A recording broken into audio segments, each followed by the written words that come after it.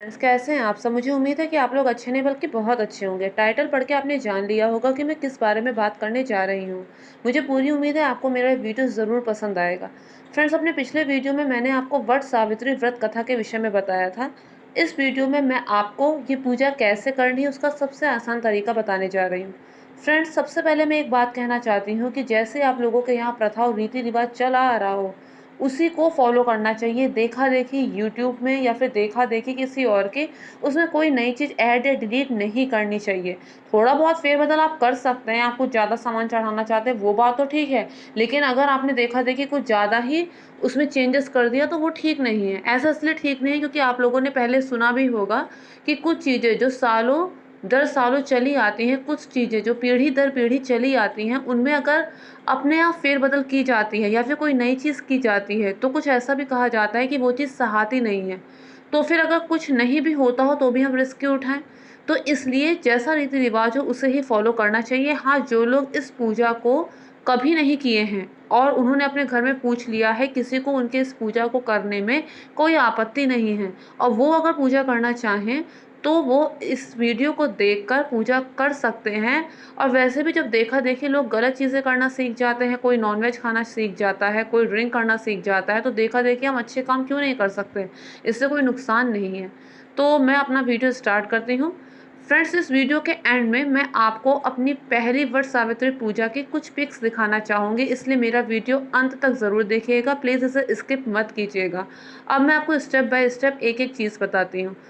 बहुत शौक है लेडीज़ को स्टेप बाय स्टेप मेकअप देखने का, लेकिन अगर स्टेप बाय स्टेप पूजा विधि बताई जाती है तो शायद ही कोई लेडीज़ में इंटरेस्ट लेती हो, क्योंकि सारा इंटरेस्ट तो खाली इस बात पर सिकुड़ के रह जाता है कि मुझे साड़ी कौन सी पहननी है, मुझे फेशियल कौन सा कराना है, मुझे मेकअप कौन सा करना है, मुझे बस पिक्स खींचनी है, जो चीज़ नहीं होनी चाहिए। फ्रेंड्स, अक्सर मैंने देखा है कि कुछ लेडीज़ पूजा करते हुए वीडियो बनाती हैं। एक परिक्रमा की, बरगद की एक परिक्रमा की, फिर क्या किया, एक सेल्फी ले ली, फिर वीडियो कर रहे हैं। एक बार कैमरे की तरफ देख रही हैं, एक बार बरगद की तरफ देख रही हैं। तो क्या ऐसे पूजा होती है?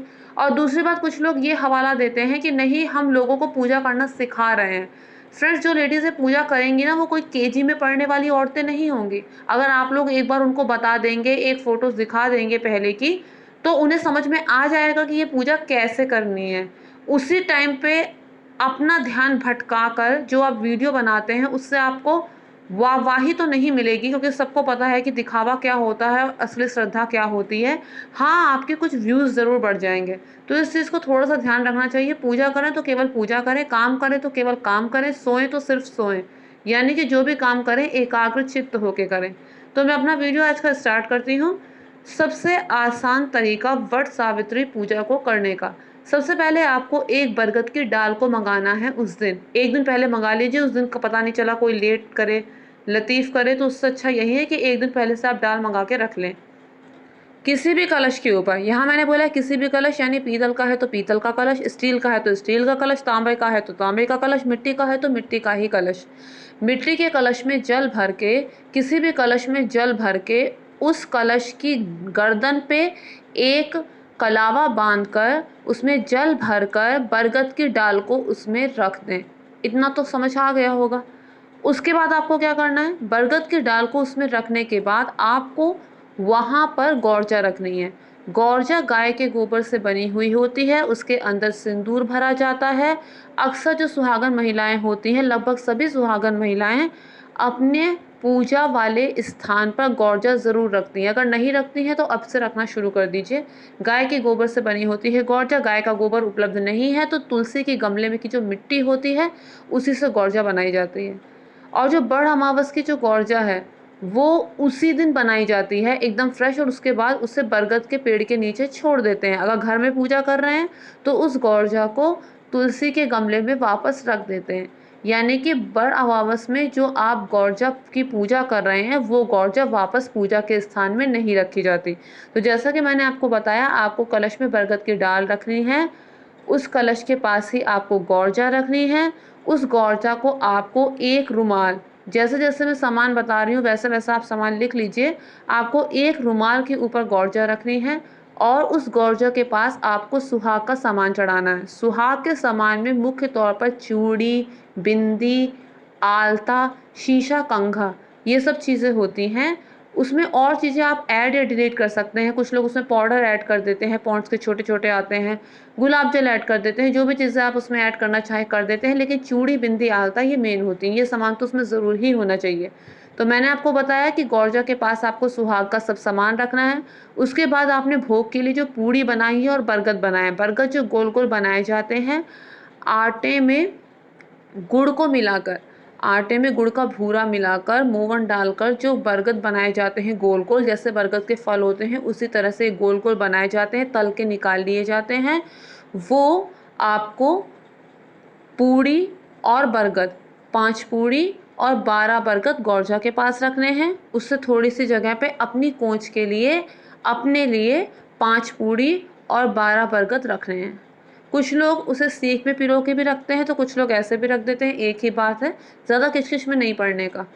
तो फिर उसके बाद जैसा कि मैंने आपको बताया, कलश में बरगद की डाल रखनी है, कलश के पास ही आपको गौरजा रखनी है।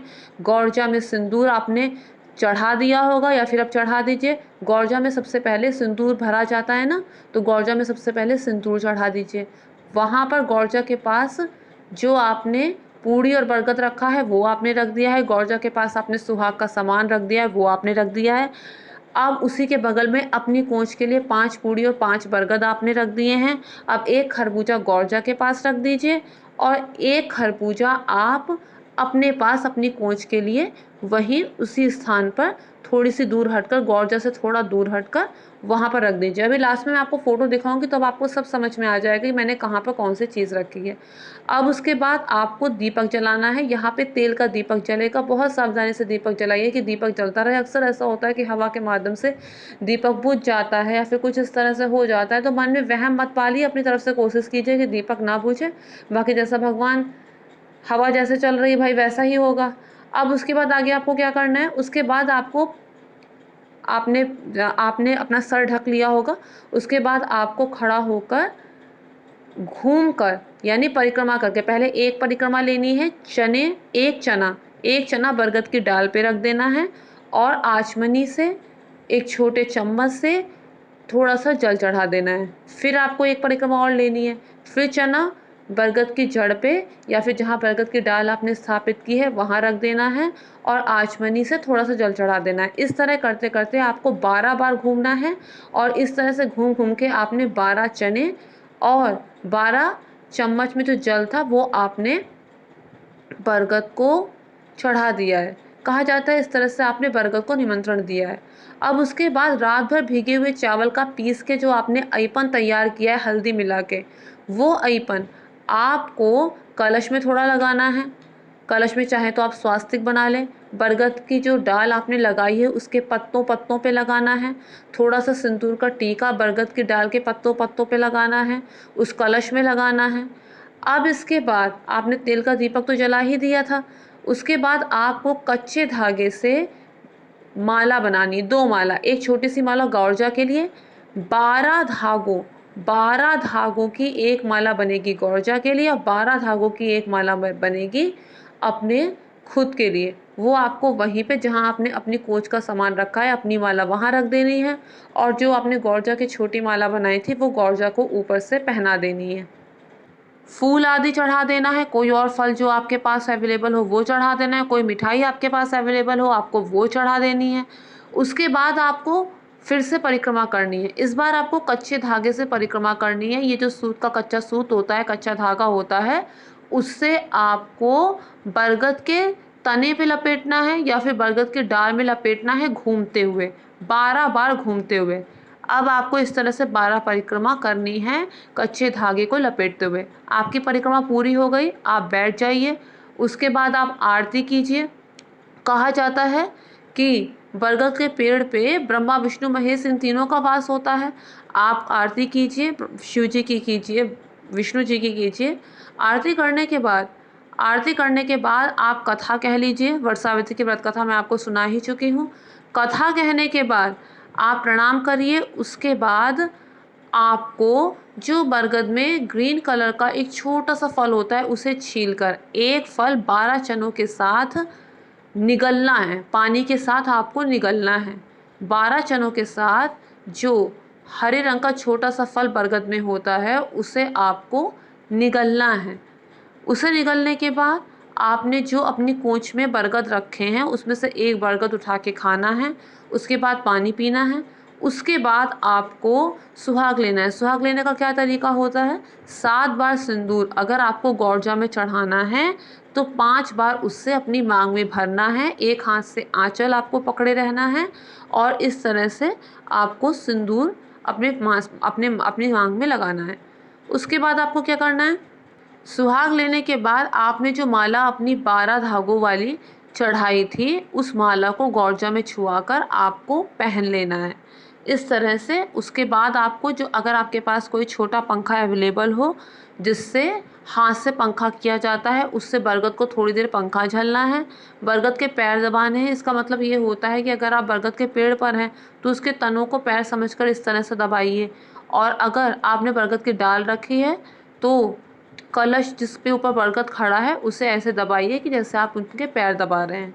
फिर ज़मीन पे ऐसे सर रख के प्रणाम करना है और उसके बाद इस तरह से आपकी पूजा पूरी हो जाएगी। और तब आप जल छोड़कर उठते हैं। कहते हैं कोई भी पूजा करो तो उसके बाद जल छोड़कर ज़रूर उठना चाहिए, क्योंकि वहाँ पर आस-पास जो गण होते हैं वो पूजा का फल ले लेते हैं। इसलिए वहाँ पर आपको चम्मच से एक जल ज़मीन पे रखना है, आचमनी से जल। कुछ लोग आचमनी का मतलब नहीं समझते, तो उनके लिए मैं चम्मच वर्ड यूज़ कर रही हूँ। आचमनी से जल ज़मीन पे रखना है, फिर उस जल को अपनी आँखों में लगाना है, अपने माथे पे लगाना है और फिर आप वहाँ से उठ सकते हैं। तो वो सबसे आसान तरीका है जिससे आप ये पूजा कर सकते हैं। अब मैं आपको कुछ फ़ोटोज़ दिखा रही हूँ अपनी पहली बड़ अमावस की पूजा की। ये मेरी तीसरी बड़ अमावस की पूजा है। मैं आपको अपनी पहली बड़ अमावस की पूजा की फ़ोटो दिखा रही हूँ। मुझे उम्मीद है कि आपको मेरा ये वीडियो अच्छा लगेगा और फ़ोटो देख के काफ़ी कुछ चीज़ें आपको क्लियर हो जाएँगी।